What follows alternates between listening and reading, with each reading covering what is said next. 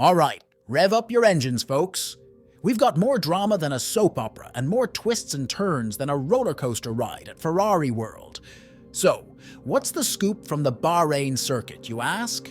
Well, let me break it down for you in a simpler way. Picture this. Ferrari's feeling like they just aced a final exam, topping the timesheets on the last day of pre-season testing. But hold your horses, because Red Bull's strutting around like they own the place, with a performance so smooth it makes butter jealous. Max Verstappen and Sergio Perez are grinning wider than a Cheshire cat, singing praises about their RB20 like it's the next best thing since sliced bread.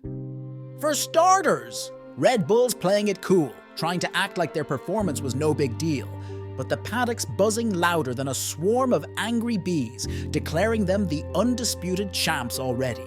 And guess what? The data geeks are backing them up, showing they've got a 0.2 seconds advantage per lap over Mercedes and Ferrari. It's like bringing a bazooka to a water gun fight. Meanwhile, over at Mercedes, they're cautiously optimistic, like a kid who's been burned by a hot stove before. Sure, they're feeling better than last year, but they're not exactly doing cartwheels just yet.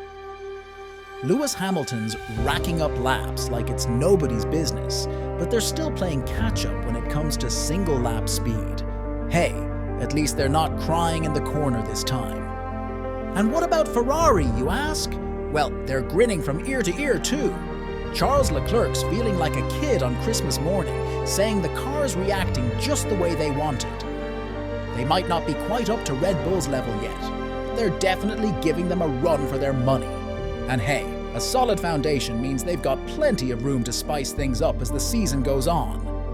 And let's not forget about Aston Martin, the dark horse of the race. They might not be stealing the spotlight like last year, but Fernando Alonso's showing some serious hustle out there. Sure, they're a few tenths behind Red Bull, but they're not out of the game just yet. It's like watching the tortoise and the hare, except this time, the tortoise has a turbocharger.